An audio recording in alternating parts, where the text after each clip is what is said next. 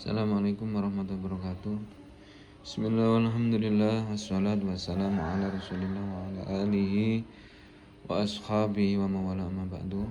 Ya teman-teman, alhamdulillah pada malam hari ini kita masih diberi kesehatan oleh Allah Subhanahu wa taala sehingga masih bisa melanjutkan hidup di dunia ini dengan segala aktivitas yang telah kita lakukan. Mudah-mudahan di kehidupan di dunia ini kita selalu melakukan perbuatan yang menyebabkan kita selamat dunia akhirat, amin ya rabbal alamin. Ya teman-teman yang sudah setia menonton video saya ucapkan banyak terima kasih. Semoga Allah Subhanahu wa taala senantiasa berikan rezeki dan hidayah pada teman-teman semua. Selamat dunia dan akhirat, bahagia selalu, amin ya rabbal alamin. Dan kami minta maaf yang sebesar-besarnya apabila ada dari pengajian kemarin ada kata-kata yang kurang berkenan di hati teman-teman. Kami mohon maaf yang sebesar-besarnya. Memang selama perjalanan mencari ilmu di pondok banyak sekali cobaan, ujian dari Allah Subhanahu wa taala melalui makhluk-makhluknya. Itu semua memang ujian, cara menguji Allah bagi orang yang sedang dalam perjalanan mencari ilmu. Nabi Musa saja mencari ilmu kepada Nabi Khidir, beliau sambat, istilahnya merasa keberatan. Nabi Musa padahal beliau itu sudah menjadi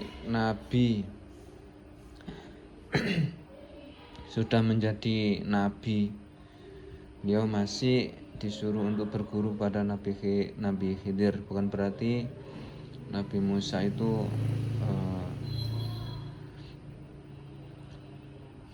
bodoh, tidak, akan tetapi masih ada orang yang lebih alim dan lebih secara hakikat menurut Allah, indallah, pengawasan Allah, ada orang yang lebih pintar. Jadi kita sepintar-pintarnya kita manusia tidak boleh merasa paling pandai di muka bumi ini. Kalau kurang lebih Nabi Musa pernah ditanyai, adakah orang lebih pandai di dunia ini? Kata Nabi Musa, jawab, tidak ada, saya yang lebih pandai. Itu kurang lebihnya begitu teman-teman. Akhirnya ditegur oleh Allah, wahai Musa, cobalah temuilah hambaku yang bernama Khidir, yakni Bal bin Malkan, seorang nabi yang kekal abadi sampai hari kiamat. Beliau adalah pernah meminum air kehidupan. Jadi nabi yang sampai masih hidup sampai saat ini. Beliau itu punya ilmu laduni. Jadi apa yang belum terjadi beliau tahu. Seperti di Al-Quran itu kan pas perjalanan ketika Nabi Musa berguru kepada Nabi Khidir sudah mengatakan, inna kalan tastati amaya sobro, wahai Musa, kamu tidak akan sanggup, tidak akan sabar apabila bersamaku. Jawabannya Nabi Musa, insya Allah aku akan sabar. Dalam surat Al-Kahfi, apabila teman-teman ingin membaca kisah Nabi Musa dan Nabi Khidir, itu di juz 16 kayaknya, insya Allah juz 16 surat Al-Kahfi. Nah, di situ Nabi Khidir telah melakukan banyak perbuatan yang menurut Nabi Musa itu salah. Pertama, membunuh, membocorkan kapalnya orang-orang miskin. Itu. Nah, itu secara Nabi Musa logika, tuh kenapa kamu lubangi wahai Nabi Khidir? Loh ya, jangan bertanya. Pokoknya saya melakukan apapun, jangan pernah bertanya. Yang kedua lagi, berjalan lagi membunuh anak kecil. Nabi Musa terkejut, loh kok membunuh anak kecil. Maka Nabi Musa negur lagi, padahal tadi sudah diingatkan, jangan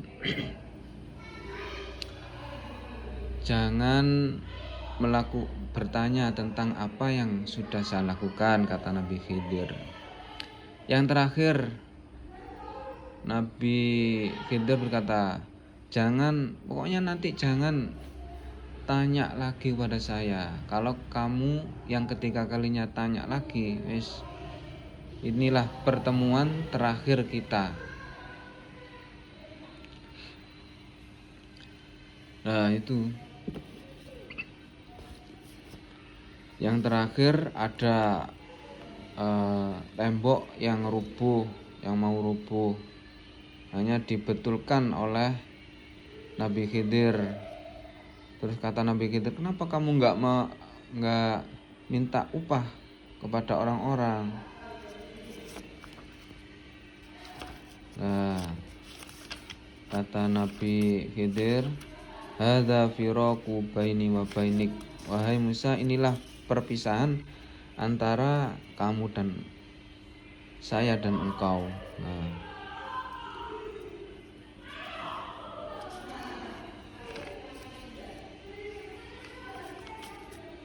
ini dijelaskan.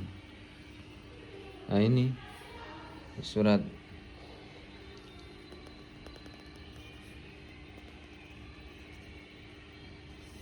ini ayatnya. Dari atas ini ada perjalanan Nabi Khidir. Yang pertama,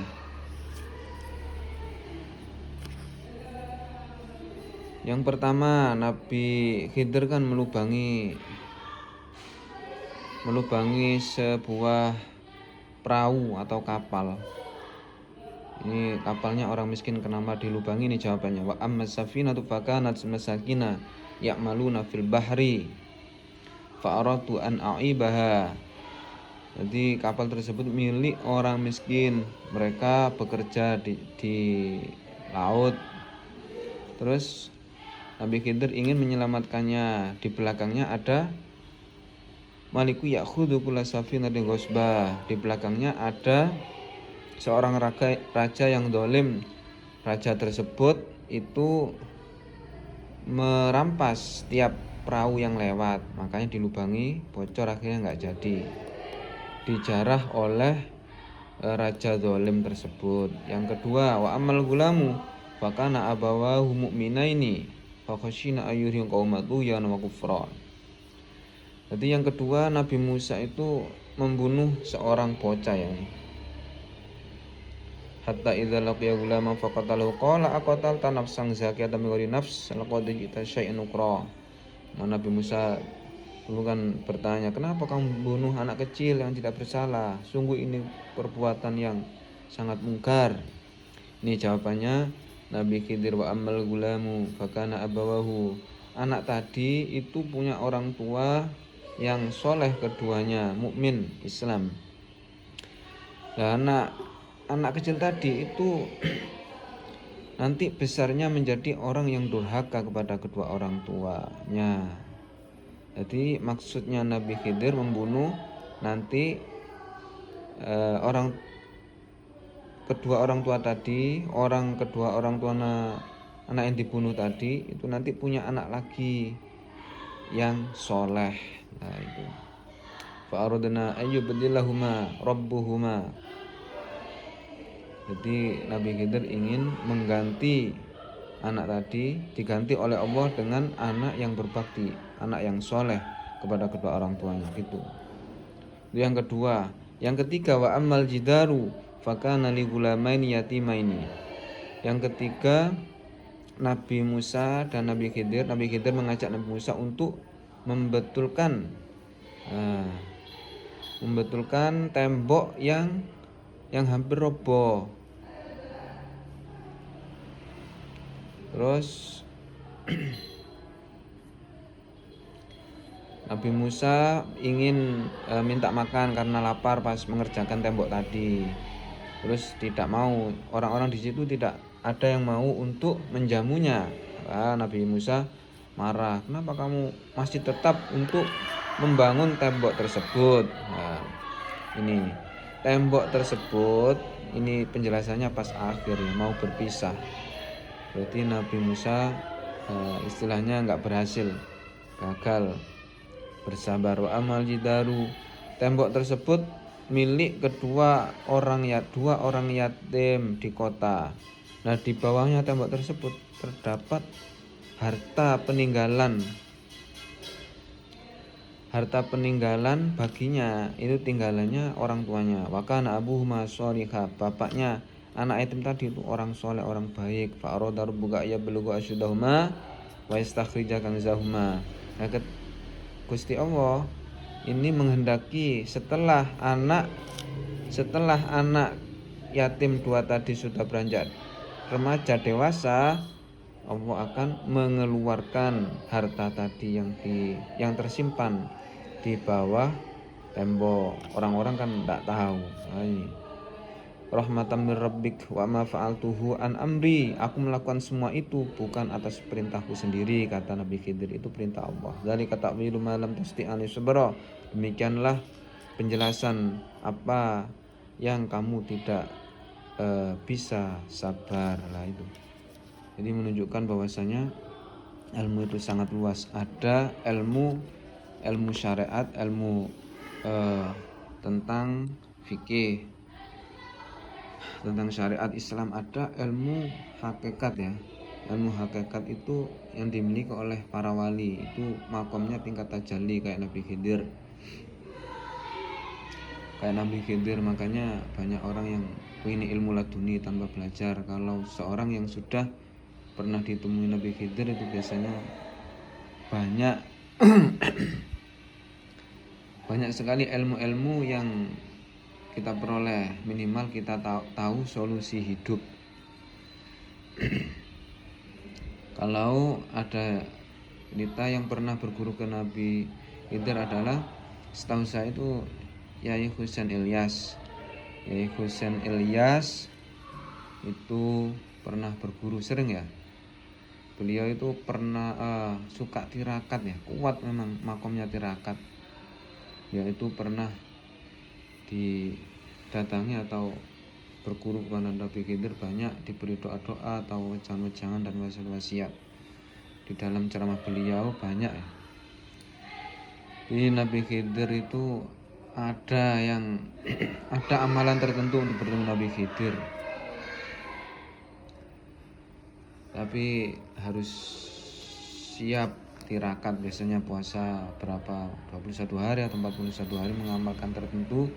Nah, biasanya Nabi Khidir itu menyerupai orang yang biasanya kita benci, tidak kita sukai. Biasanya suruh di tepi laut tirakatnya, biasanya bertemu di situ atau di tempat lain. Pokoknya kalau sudah ketemu disuruh merangkul dan minta doanya. Biasanya ciri-cirinya itu di jempolannya tidak ada tulangnya, jempolannya tidak, pas salaman tidak ada tulangnya. Itu katanya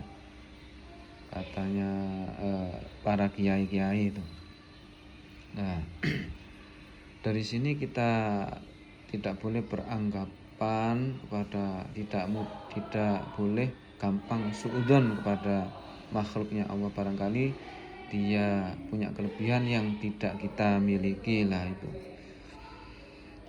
Makanya ilmu Allah itu sangat luas sekali. Kita belajar ini adalah untuk menggali seberapa ilmunya Allah. Sang pengarang kitab ini ya bukan orang sembarangan, namanya Bahrul Fahama, ini Syekh Ibrahim bin Saim Al-Alim al-imam, al-alim, al-allamah. Al-allamah itu banget alime. Al-habru, al-bahru loh, yang pandai. Bahrul fahama, jadi kefahamannya seperti segoro samudra. Dil maqamil jalil, yang punya maqam yang luhur.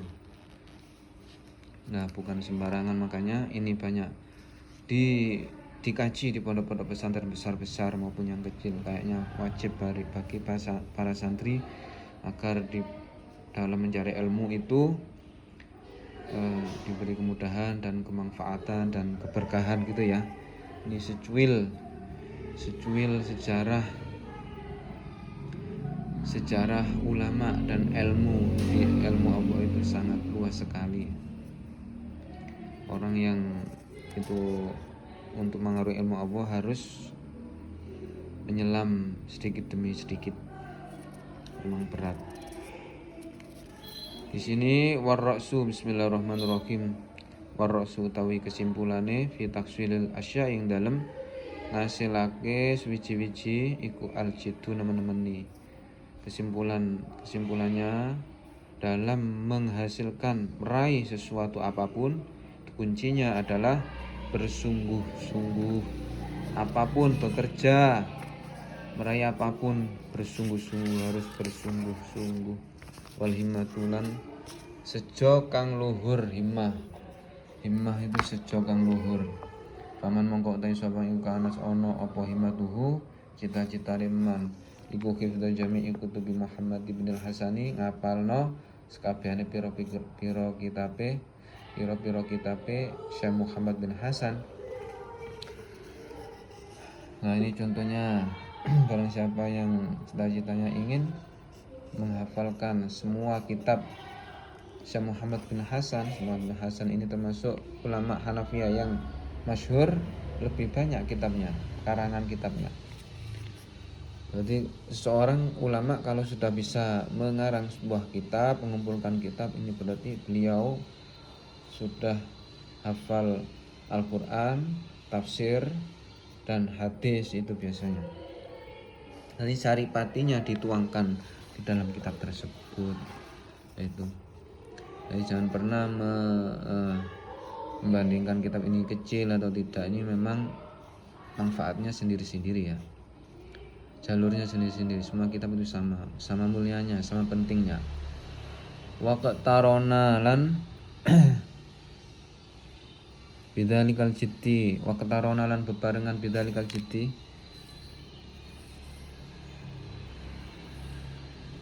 Bidzalikal jiddi waqt tarona lan bebarengan bidzalikal jiddi lawan mengkono-mengkono nemen-nemeni wal muwadzabati lan netepi. Ini kembalinya kemana? Waqtarona isyaratun ilal himmah wa tadhkirihi. Waqtarona lan bebarengan, kurang lebihnya sama maknani ini ya. Waqtarona lan bebarengan bidzalikal jiddi lawan mengkono-mengkono nemen-nemeni wal muwadzabati lan netepi fadzahiru mongko utawi kang zahir iku innahu sak temene man iku yahfazu bisa apal sapa man aksaroha ing akeh-akeh kutub kitab au nisfaha utawa separone kutub. Jadi misalnya ini kan seorang kepingin menghafalkan Al-Quran. Kalau di sini ingin menghafalkan semua kitab seorang ulama, kalau dia bersungguh-sungguh dan istiqomah menghafalkan, minimal kalau dia tidak hafal semuanya, minimal separuhnya gitu ya. Kita menghafalkan Al-Quran meskipun tidak lancar, minimal kan bacanya lancar, tidak ada yang salah dalam bacaannya. Jadi menghafal Al-Quran itu tidak hanya hafal saja, tapi bacaannya juga harus betul. Rata-rata orang yang menghafal Al-Quran itu bacaannya sudah baik dan benar.